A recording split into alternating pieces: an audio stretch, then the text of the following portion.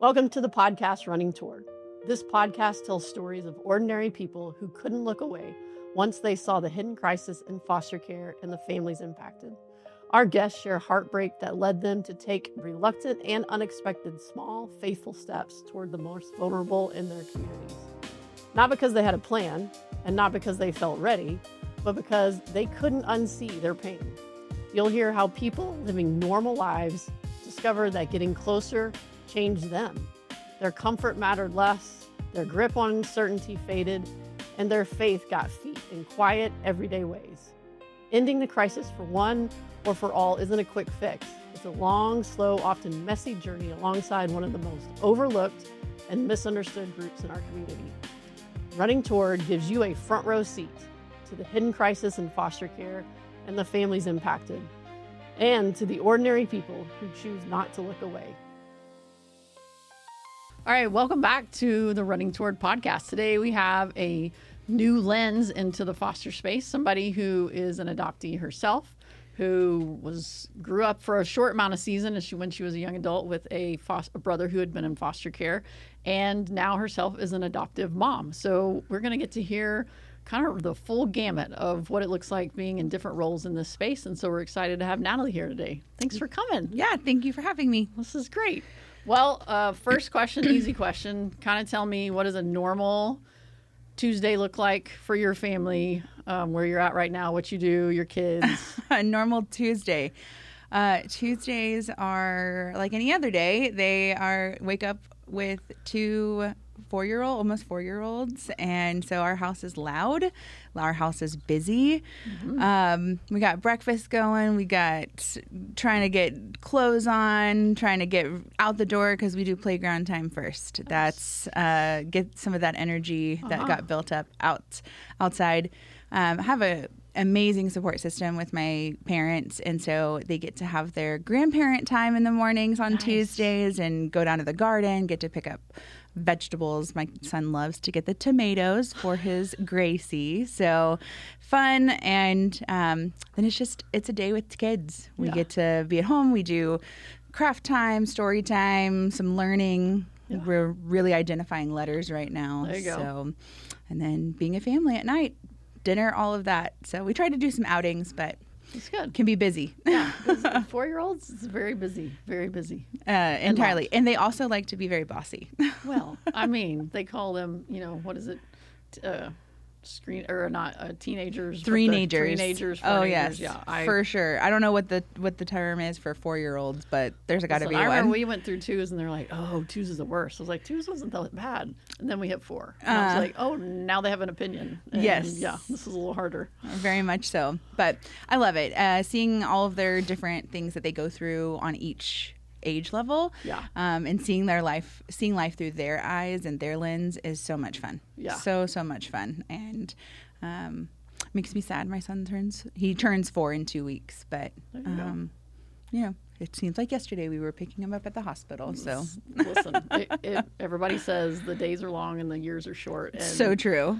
On this side of all that, I'm like, that's true. I didn't see it when I was like in the midst of toddler land, but it is true. It is 100% true. Well, let's start with, so really adoption was part of your story from day one.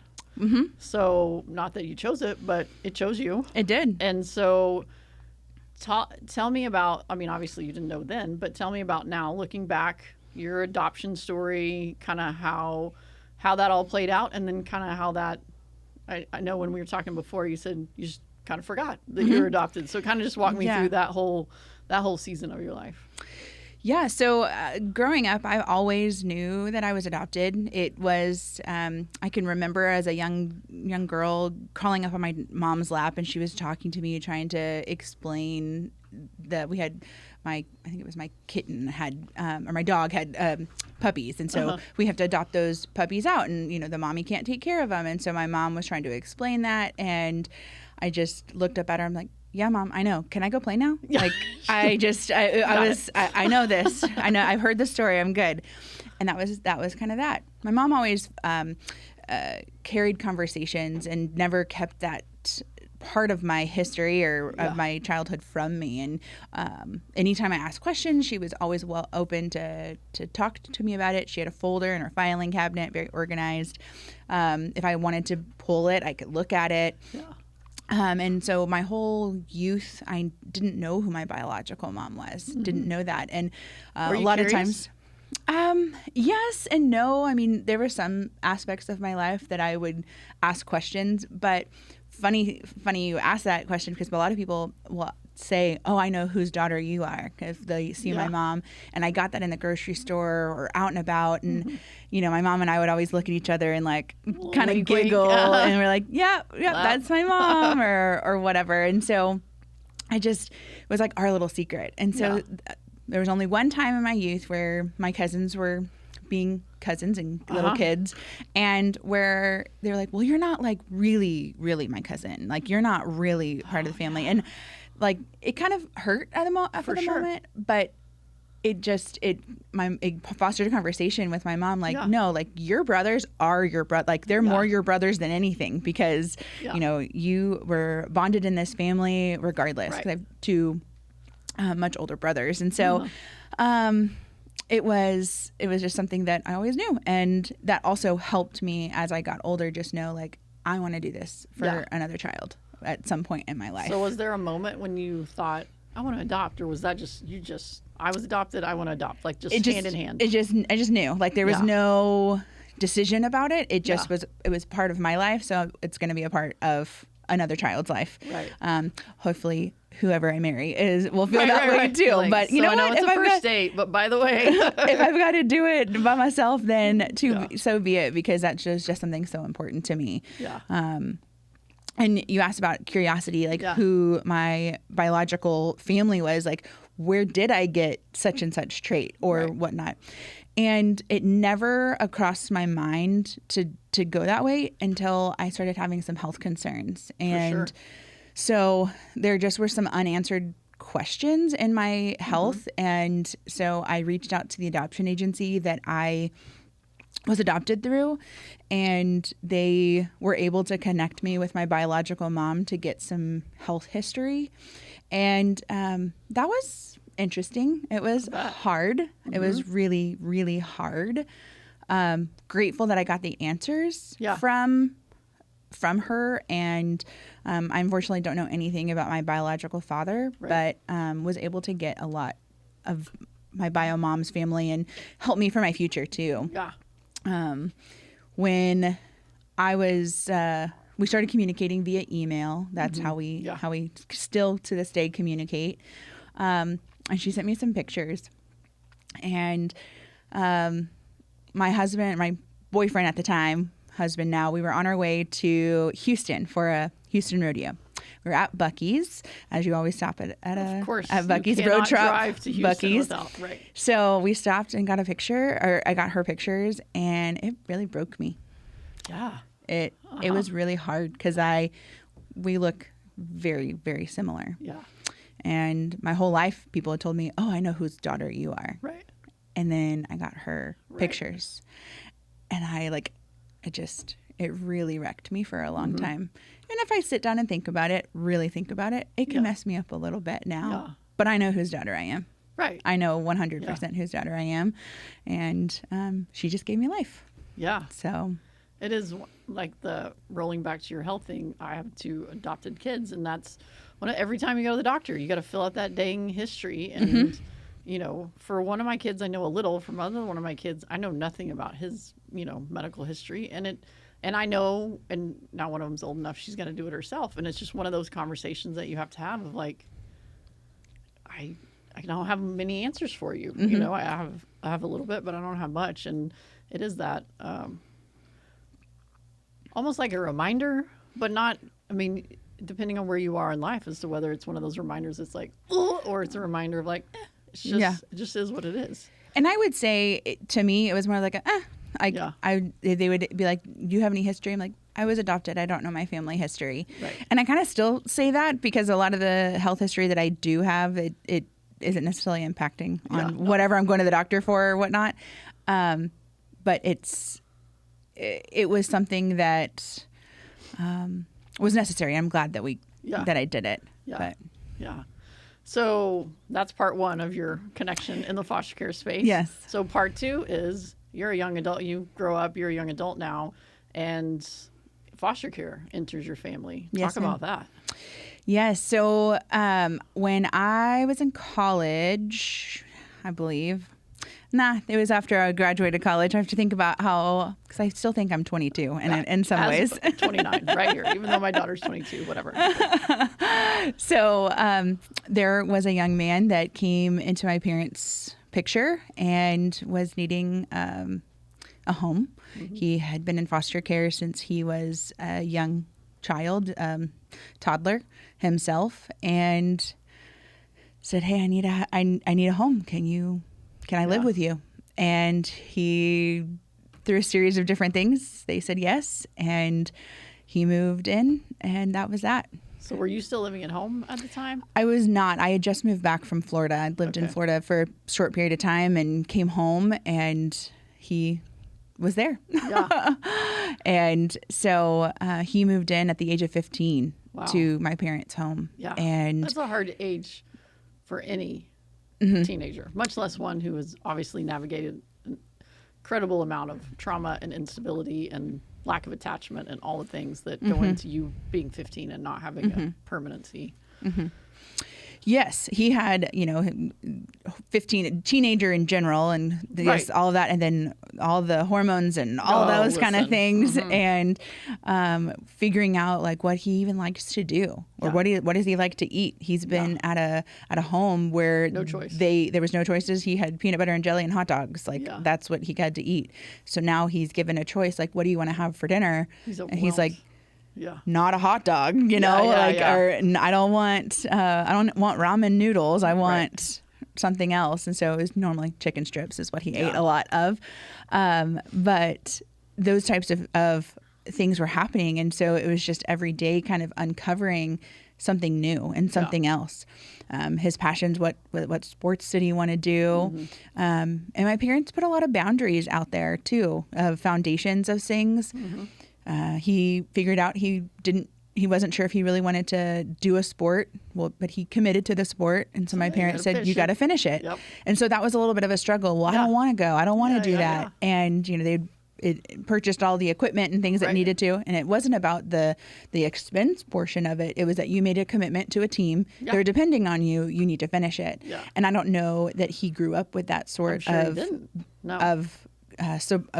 commitment that he needed to do. Yeah. An expectation. Yes. Like, this is just how you function. When you commit to something, you gotta, And so, then he turned 16. And of course, when you turn 16, you want to drive. You want to have that freedom. And my parents had raised several children and knew what that looked like and knew, we're not just going to hand you a set of keys and say, go about your life. But had to really nurture that and figure out, how are we going to teach this child that we haven't known for very long? Right. He's been in the home for less than 6 months and he's turning 16. How are we going to do that? Yeah.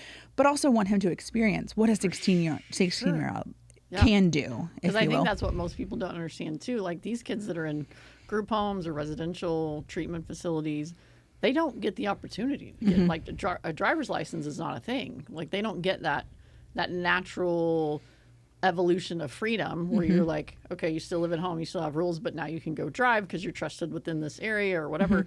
They don't get any of that. And then, our great plan is then in 2 years later, we're going to be like, see you later. Hope things go well, which they don't.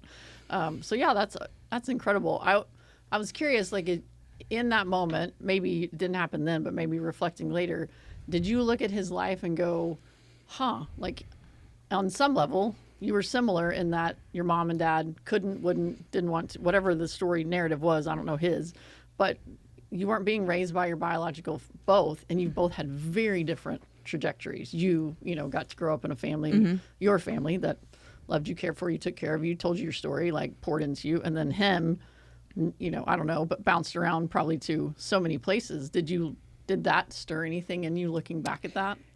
It didn't at the time. Yeah. And she asked this question. So my foster brother is now in his 20s, and there's a lot still going on in his life. He's figuring out his life. Yeah. And so there's some things that I question. You know, I was 23 and I did X, Y, and Z. So maybe my expectations is way skewed and too high. But I was struggling with those things like, well, I did this. Why can't he do that? Yeah.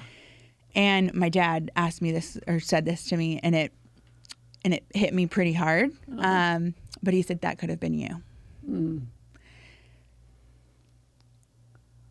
And that was like, oh. Uh-huh. And that was a little hard to hear. For sure. Because it wasn't me. Right. Because my parents adopted me. But it's right. Right. And the roles could have been reversed. For sure. He could have been the one, and I could have been the person in foster care. Right. And so I didn't think I would cry. Listen, we do it every time. So you're just So that at the time it didn't. Right. But as of within the last 12 months, yes. Really? Yes. Last 12 months. Because again, that expectation of things has really, and I would accredit a lot of those different thoughts is being in this space with the Alliance Network and working alongside current families that are in the trenches of helping children, young children, and also seeing those children and just seeing numbers and statistics and all of those things. And sometimes when you don't know those things, you just are oblivious. You are go about your merry life and you know that it's there, but whenever you see numbers on a page or whatever, it can be different. And so I think definitely within these last 12 months, a lot of things have changed. Yeah. And that my first initial meeting my foster brother was just, how do we love him? How do we show him like we're a big, loud, noisy family that kind of is in everybody's business, whatever. And he was like, hi. Yeah. I'm just going to sit in the back over here and I'm good. Thank you. And I mean, because we can be a little overwhelming as any situation like that. Mine too. Yeah. So, but yes, he was not initially, but later on for sure can see those two parallels. I think that's one of the evolutions. It was definitely the evolution in my journey as a foster mom. I mean, we got our kids little, but also having the expectation that if I love them and I provide for them and I, do all the XYZ things, then they will. Like there's this like, if I do, then they will. But that's not the way it works out. I mean, ultimately it's not the way it works out, even if you give birth to them. Right. But for some reason we carry that into foster care and think, well, I got them at 8 months, so they shouldn't have trauma that should impact them at 15, 16, 18, 22, whatever. But it does, because there was in utero, who knows what their body was being bathed in. There was, at least for my kids, the first 8 months of their life was, chaotic. So it is one of the evolutions that I see in foster families even now, because I saw it in myself, of that like American, like if I just do all the right things, then I can fix this, I can heal this. And that's where I think we'll talk about it in a little bit, but that's where the faith piece comes in of like, is it your job to fix them, or is this a journey that the Lord's asking you to just walk on with them in? There's not a destination. It's just a journey that we get to walk with them. And I think that's where the destination can be up and down and over there and behind and all of that. Yeah. And I think that's where just Americans in general, but I know me for sure. I didn't realize that I was, because you love them and you want to fix the things for them. But ultimately, even with, like I said, even with your biological kids, you're just on a journey with them, and the Lord is doing the sanctifying work, and the Lord is going to walk with them, and he has a much, much better plan for them than I do. And I had to come to the place where I'm like, I'm just on this journey with them, and I can pray for them, and I can coach them up, and I can pour into them. But ultimately, this is their journey. And at least for our kids that came out of foster care trauma, they had a story before me, and that's going to impact them for a long time, forever, really. So yeah, it is one of those unique things that's uniquely in this space, but I think it's such a gift because, like I said, it does that for biological kids too, because you don't know what that teacher said at school or that neighbor did, or like all the things sometimes that have impacted your kids and caused behaviors down the line. Well, I mean, just to the example of my cousin saying, well, you're not really a part of the family. I mean, I grew out of that, but for that time being, I mean, like, well, am I? Like, what is that? Oh, the enemy took that opportunity to be like, let me just keep replaying this in your mind over and over and over. Yes. And it's one of those things that, I would wish that I could just forget. But I mean, it happened in my life. It doesn't affect me in a negative way now, but I can recall every detail about that situation. And, but not everybody can work through that. And so they just replay. Or it brings back like a PTSD of a situation where they can recall that. And well, and it also, then you almost have this, like, I forgot what they call it. I read this book, and it was like, basically like scripts that you have in your head that then something happens that's not related, but then it almost serves as a confirmation. Well, my mom got mad at me for this. It's because she doesn't see me as her kid. Like, whatever it is. Two things that don't go together at all, but the enemy is like, remember. And he just tries to use something to get at you, because his whole goal is to get at our identity. And if he can get at our identity, then he can take us out. And I see that so much in the kids, that all these stories that I get to do here and ones I know personally, it's his main thing. Is like, can I destroy your identity, and can I destroy your feeling of belonging and being worthy and loved? Like, if he can do that, he's got you. Absolutely. And I see that in my brother's situation play out a lot. And my parents really tried to put a foundation of faith with him, and ultimately, now that he's a young adult, it's on him. But he is finding, he found a church for he and his family. He has 3 children, a 4th on the way, and they're attending church, and it's great. I'm so grateful that he's been able to find that because of and my parents just really encourage that with him. Like, hey, faith is most important. Your relationship with Jesus Christ is what will hold you. And, it's just, but it's cool to see how that's building in his life right now too. Yeah. That's great. So, so looking back at that time, I know you said you didn't realize, obviously the last 12 months is the first time you really thought about that could have been me. But flashback to when you were out of college, you're like, that I'm going to take on the world vibe. And then you come home to a 15-year-old. Where was your heart in seeing him at the house? Were you like, oh, great, and like, we're taking care of somebody else? Or were you like, this is going to be a... So this isn't the first child that my parents have had in their home. My parents have always had an open door for many people in our family, sometimes my friends that needed some help.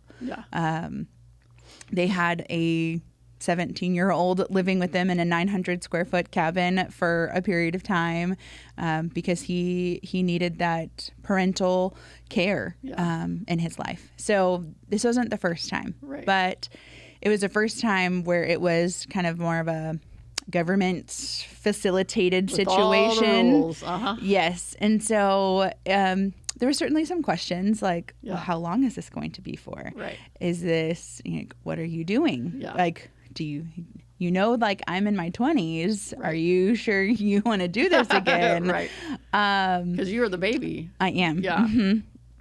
And so it was met with questions and met with, okay, how can we help him? And trying to get him to be included and involved. And I mean, his birthday was 3 months after he came to the family. And so making sure that he knew that birthdays were a big deal around here, and how can we celebrate you and love on you, making sure that he was included in anything that we would do.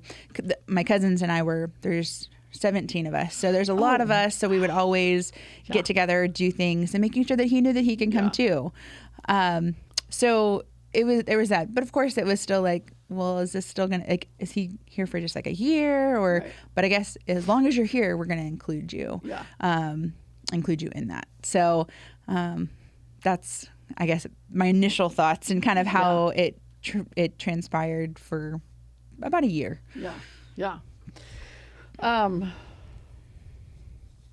So what was the timeline between graduated college and then met your now husband? He was boyfriend in the life, and then the whole, get married, and then you start thinking about your family. What was that? Yeah. So that was roughly about 10 years from college to marriage. And I lived in Florida for a while, came back, but traveled a lot for my career, and knew at some point I'd want to settle down, adopt that child that I always wanted to, or have grow my family that way, or give back to another child. And so in the summer of 2018 is when my husband and I met. And it was kind of one of the first conversations that we had. I wouldn't say the very first because that might scare him away, but certainly. But also you need to know, like, if you're not on board at all, then... I mean, and in that whole conversation, just throwing out names, what is a name that you like? And, if you had a boy, what would, would you, he has a unique first name. And so he, would you want to carry that first name onto a child, and just all sorts of stuff. So, I shared that with him about that since I was adopted, I would love to adopt. And he was like, oh yeah, for sure. I love that. And his cousin, he has a cousin himself that has adopted a child and was working on adopting a second child. He was like, oh yeah, it's fantastic. We need to do that. And his cousin actually, they're in Mexico, so it's a little bit different policies and procedures, but similar to fostering, if you will, older children and bringing them into their lives. And so that's kind of what his picture was. And let's do it. The let's adopt was a little bit later when we got engaged, but it was certainly, he was accepting of it. Yeah. And thought the idea was great. So get married. 2020. Oh, that was a good year. It was a great year. We were February of 2020, and nice way to get that in before the world shut down. Yes, we often hear that our wedding was the last event that a lot of people went to. And we're like, well, hope it was a good one. Hope you enjoyed yourself. You had a whole long time before you got to do it. So we actually got stuck on our honeymoon. We were on a cruise ship and got stuck in the middle of the ocean for several extra days for our honeymoon. Wow. There are a few times where, you just want your mom. That was one of them. For sure. And I was standing in line and I was bawling my eyes out. I just want my mom. I know I just married you and you're my husband. But I want my mom. And they were very nervous that I was going to make other people upset. So they pulled me out of line to call my mom in a private office. So I got to talk to my mom, and that was what I did. Whatever it takes. So we moved back. We came home. We decided to move to the Hill Country. We were living in San Antonio, and we ultimately decided that the Hill Country was where we would want to start a family and raise our kids. So we didn't have any kids yet, but we moved to the Hill Country, and that was it. So when y'all were talking about it, were you always thinking private adoption, or was there ever a conversation? Because now you've seen your brother, in the come through the foster care space and got to see your parents navigate what that looked like. Was there ever a conversation about, well, maybe we should foster, or maybe we should privately adopt, or how was that? Was that, At that time, my view of foster care, or my experience with foster care, was, I think, very skewed. For sure. Because of my brother. And then when we were talking about how we were going to expand our family, whether that be foster care or adoption, we had some friends of ours going through the foster care system, and their story ended up not in a positive way. And so that, of course, really hardened our hearts, I guess you'd say, towards it. Rightly so. Because you want joy. You want unification with a child. You want to expand your family, and that really scared us. For sure. So we opted towards, I guess, private adoption. And so, it was certainly, we had the conversation about it, but it was just too close to home for that. That was one of the things that when I get to talk to child placing agencies, I tell them all the time, I'm like, you don't need to do banners. You don't need to do things in the yard. You your greatest marketing tool is the families that you have. And regardless of whether it's a good or bad outcome, because the agency doesn't control that, you know, the judge does. If you take care of your families really well and you support them, encourage them, and, you know, the story is the story, but that's your greatest tool is if your families have a supported experience, whether it was good or bad, you know, and it is such a, families can have such different journeys in the foster care system, and it impacts everybody around them. Because if this is a bad, you know, a bad outcome, bad situation, then everybody that was watching that is like 10 steps back. Yes. And that was our experience.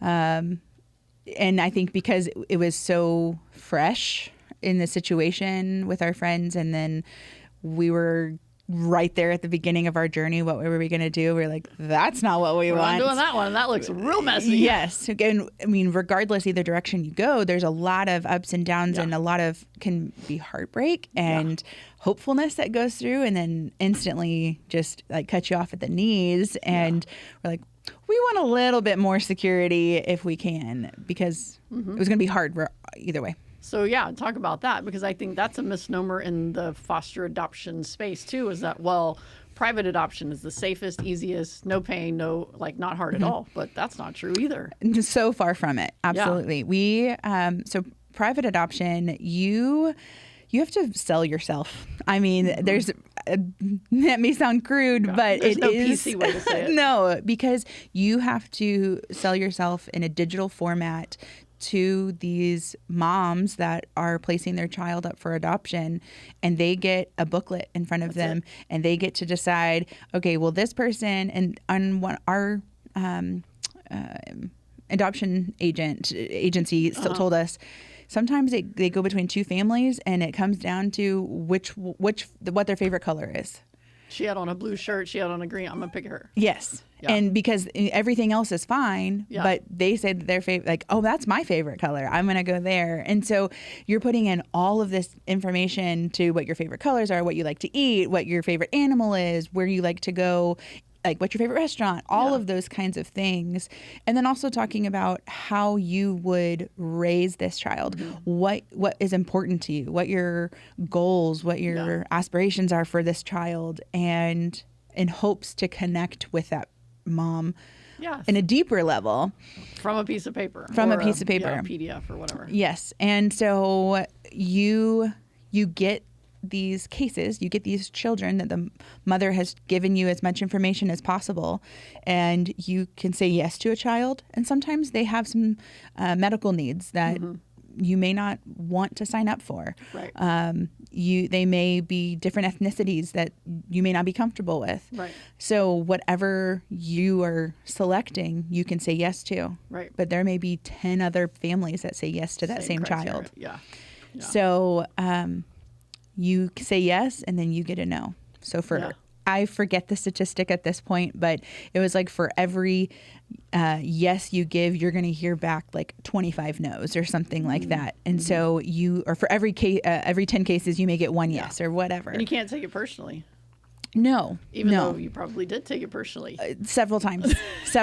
I mean, there was a particular case that was, if they could have put me and my husband's name on it, that's the only thing it was missing. All of the things that the mom desired for her child, we checked every single box, and we just knew, like we knew it in our hearts, we knew it, all of it, and we got no, and it devastated our whole family, because of course you have your support around you rallying, and they're like, we know it's going to be it, and we don't hear anything for 10 days, and those 10 days were grueling. Every day, every email chime, is that it? Is that it? Any phone call, is that? It's the same thing with foster care. Because it is the same process. It's not the mom that's picking, but it's a caseworker that's looking at your file, your home study, and saying, we think you would be a great fit for this kid. And it's the same. You say yes, you're like, yes. I mean, right now there's more kids than there are families, so that it's not as much of a case, but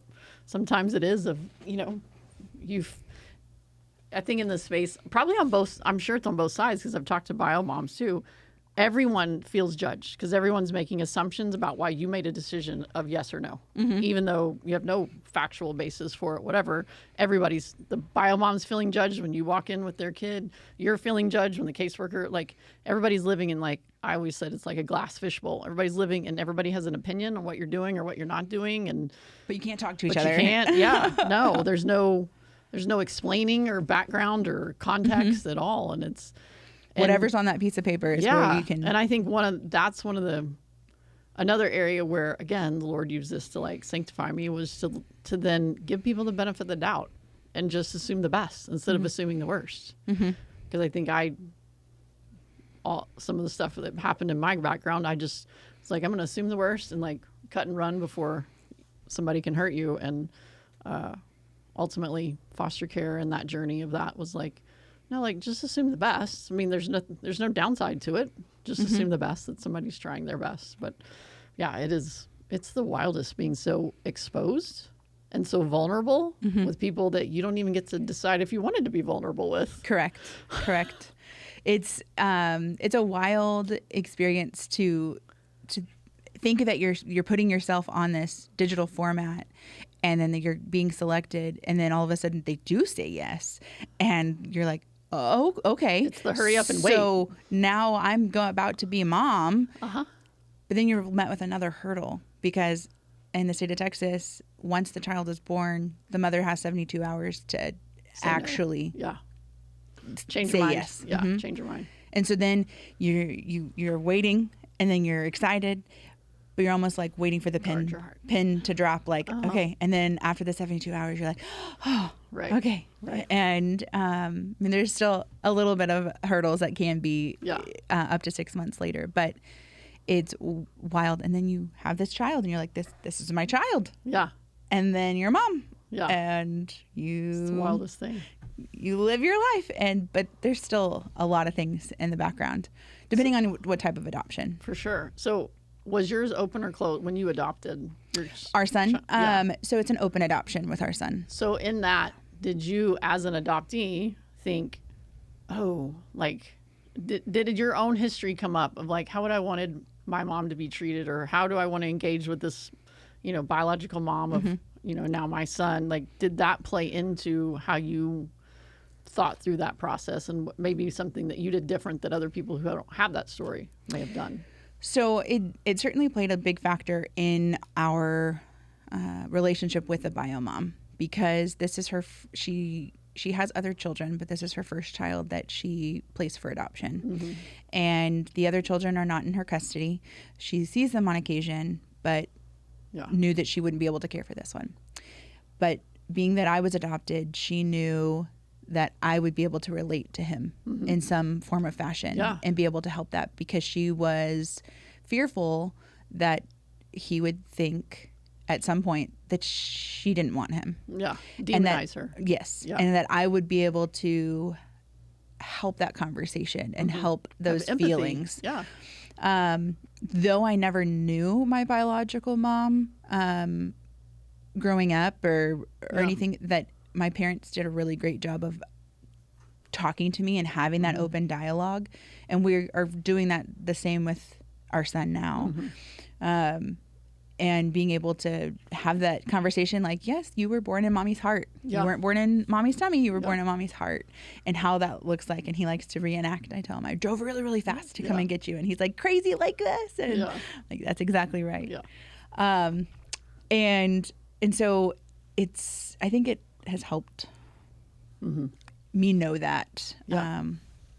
So I lost track of where I was going. That's all right. I mean, I think that's what I can see the evolution of me from fostering the first baby that we fostered to the last, and seeing me go from bio moms, the enemy, and the perpetrator, and sometimes they are the perpetrator, not the enemy, but seeing them as like the villain of the story, to seeing them as a victim of every one of our kids that we served. They were a victim of the same things that I was now raising their kid for. And having a less judgmental of not like, what did you do, but like, what happened to you? They got you in a position to where you are visiting your child 1 hour a week that I'm raising. And that's where I was just curious if that was something, because you're an adoptee, you could see that bio mom is like, she actually loves him enough to not let, however it played out, that she's not seeing her kids happen again to another kid. Yes. I think absolutely. It certainly helps that. And also seeing the trauma that my brother has gone through and learning, chipping away slowly at that story, because I think there's lots of layers that we don't know, and not criticizing the actions that are going on as harshly as one might that didn't have that background. Yeah. I think it is easy for those to say, I can't believe you didn't want your child. Right. But there's so many other aspects to that the opposite is, you love your child so much that you didn't want that to happen. Right. You wanted to have agency in the like, she got to pick who she wanted to raise her child, instead of maybe being a product of a system that decided, or however it played out. A really beautiful part of that story is she, as I mentioned, our son was her fourth child, and had no contact with the biological dad, and she decided, I'm going to do adoption. And one of her biggest things that she wanted for the parents is some sort of religious community. Yeah. So my husband and I are both very involved in our church, and upon talking to her the first time, we just said, can we pray for you? She was like, oh, okay. Like, all right. Yeah. We prayed for her. And we had to actually, which shouldn't have happened at the time because it was still during COVID times, right? Shouldn't have been able to go to the hospital when he was born. They invited us to the hospital, and she said, will you just stay here with me? Aww. And wanted to talk. Yeah. And at the end of our 48 hours with her, we got to listen to her, and she said, I know that my son is going to be so loved, and that he's in a home that knows who Jesus is, and I want to know who Jesus is. Wow. That's beautiful. And she goes, I want to start doing like a Bible study or something. Like, that's what that's called, right? Yeah. So we got her a Bible. Aw. And she's like, I'm going to start going to Bible study. And she goes, and what is it? What is that called? It's called like where you like go underwater. You want to get baptized? Yeah, I want to do that because I know that Jesus will go there. And we're like, so absolutely. Beautiful. And because she was asking, are you going to get him baptized? And we were able to explain that we dedicate our child, and whenever he gets old enough, we would love for him, if he chooses to give his heart to Jesus. Yeah. And she goes, oh, that's really cool. Like, didn't have that concept no language for it. Yeah. And I think her grandmother, who really raised her, was Catholic, and so that's what her you get sprinkled viewpoint. And, So that conversation hasn't continued significantly, right? But seeds planted. It was planted, yes. Yeah. And just to walk away and know that story and be able to tell that to Oliver. I was about to say, to be able to tell your son, like, that's huge. Yeah. So something that no other way other than God. And that makes all the no's right. You're like, oh, okay. I see what you were doing. Absolutely. Yeah. Absolutely. Yeah. That's the thing. I've heard this quote a lot lately, and it's, if God's doing one thing, he's doing a million things. So we only usually see like the one thing. Yes. And really, like, there's this whole orchestra of things going on that we don't even have a clue. No. And hopefully, someday get to see a little bit of it. We'll get to see it when we go be with him in paradise. But just to know that he was like, I sure hope that God has lots of ears, because there's so many questions. Right. Listen, girl, I'm telling you, I'm like, I got my notebook. How long ready. is my block? Because I have some questions. Right. I have some questions. But how good of a God do we have that he says, absolutely. Jennifer, please come talk to me. Yeah. No. Natalie, here's my knee. Come talk to me. For real. Like, for real. Yeah, absolutely. Yes. Seeing where I'm going now. So since we kind of dove into it on the faith piece, so how has your faith journey, like you said, you grew up in a home that, your parents were believers, so you to church, you grew up in the faith community. How has that evolved over time as you've processed your story and your brothers and now your sons? How has that, has your relationship with the Lord changed? Has your view of salvation, Father God, like all the things, the narrative of Scripture, has that changed as you've walked through all of these things here? I think a lot of the stuff that has happened is I've seen God's word just come to life. Mm-hmm. Really, not just in text format, but in living format, and seeing God's promises through that. My husband and I were really blessed that not only did we adopt a child, but we have a biological child as well, which defied what medical doctors said we were going to do. And we happened to have 2 children 5 months apart. So during the process of adoption, we found out we were pregnant, which was not supposed to be medically possible. Right. And so that in and of itself is a miracle. And seeing God's promise that we want to grow our family, we want to grow the kingdom of God there. And we were blessed with a boy and a girl, and we're good. Having two at one time has certainly. It's not Irish twins, but there's got to be a word for that. I don't know what it is. It's closer than Irish twins. I don't even know what it is. Yeah. But yes. And so that absolutely. And being able to see my children's relationship together just grow and see that, they know no different. Yeah. They know they are brother and sister, and that's it. Mm-hmm. The relationship that I currently have with my brother, I wish was better and stronger. Mm-hmm. And that has a lot to do with me and my feelings, why it's not. And through these last 12 months of working along the alliance and seeing things in the trenches, if you will, more so, because I wasn't in the home while he was there. Yeah. And a lot of things happened in the home in his youth that sure. I just wanted to be like, why? Uh-huh. So, and I am hopeful that I can bridge that gap, mm-hmm. but I know it's going to be through God's strength to get me there, because I don't want to have a hardened heart towards it. Yeah. I want to have empathy towards it and sympathy towards that situation where he grew up, and just know that God can help us. Mm-hmm.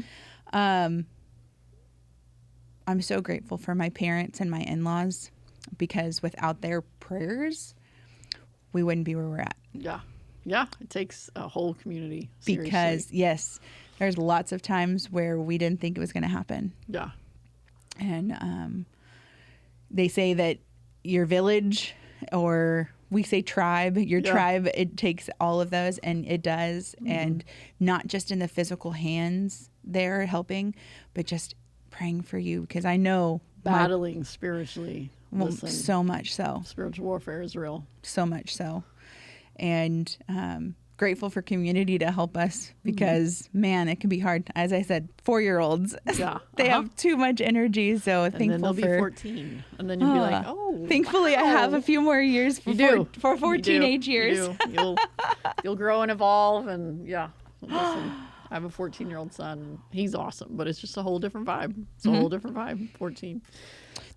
Your mom, like, you're not cool. Not at all. And you just get dumber.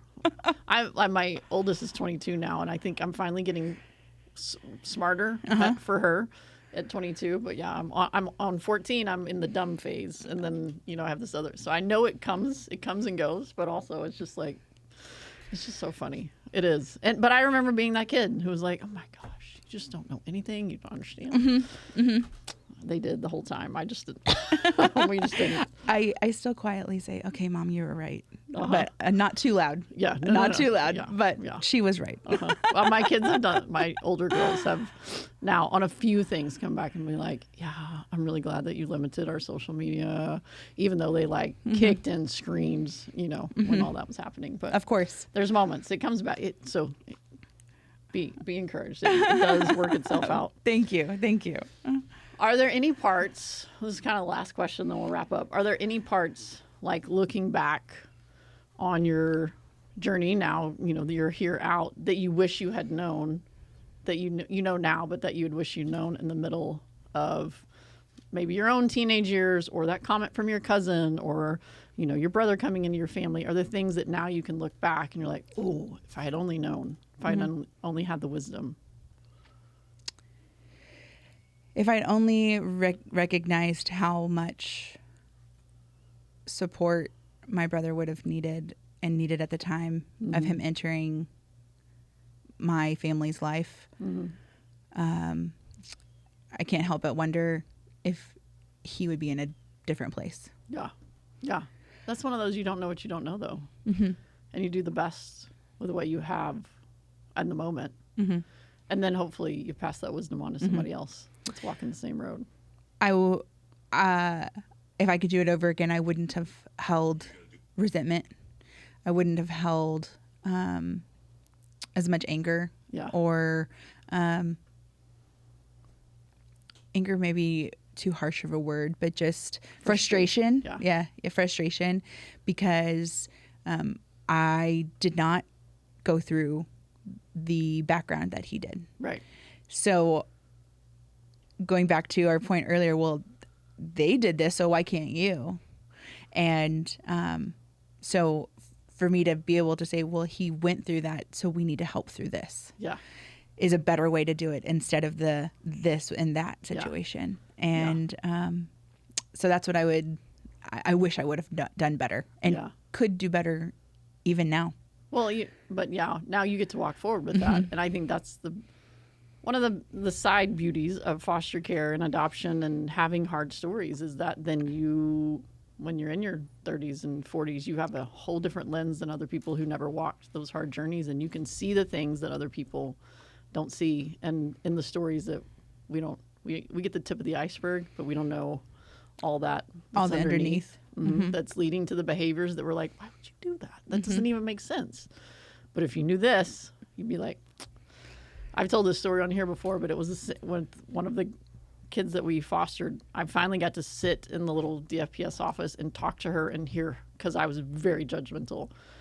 But then I got to hear her story, and it was like, from then on, it was but for the grace of God. Like, I did not grow up in that world, in that life, that amount of rejection and trauma and hurt and abuse.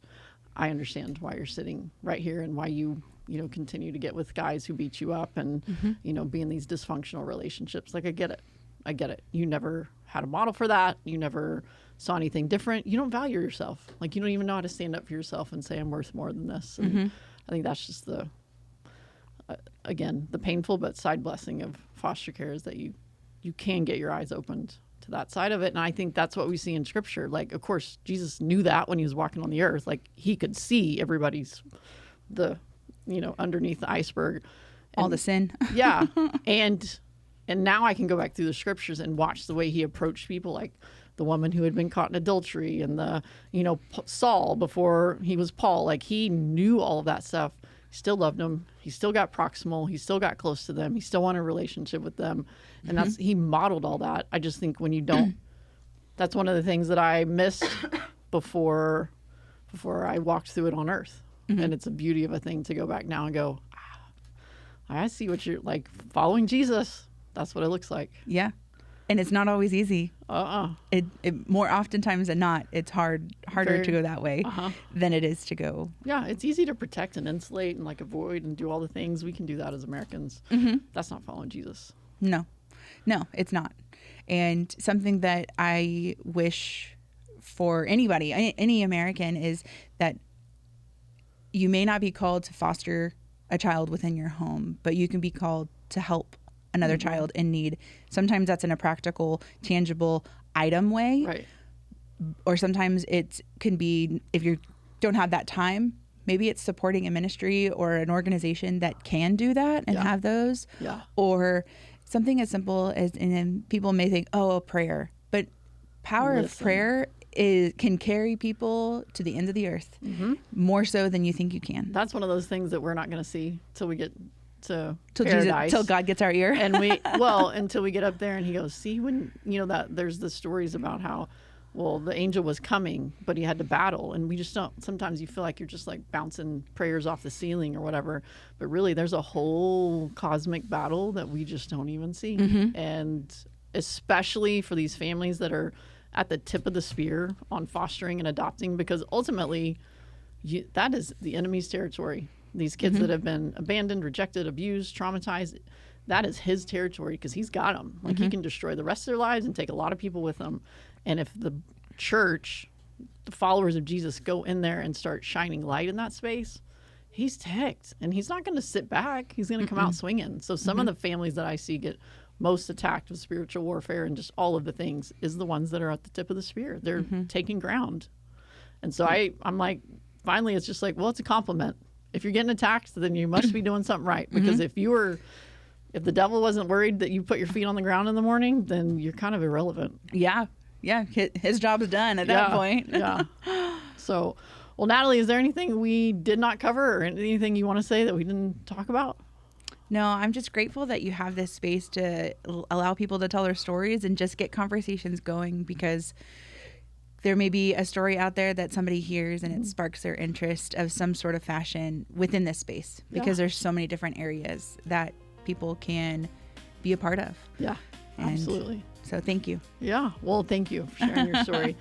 And that's it today for Running Toward. And we are excited to have you join us. Join us back again next week as you continue to hear incredible stories of men and women who are doing their very best to follow Jesus and love like him and take some others with them. We'll see you next time.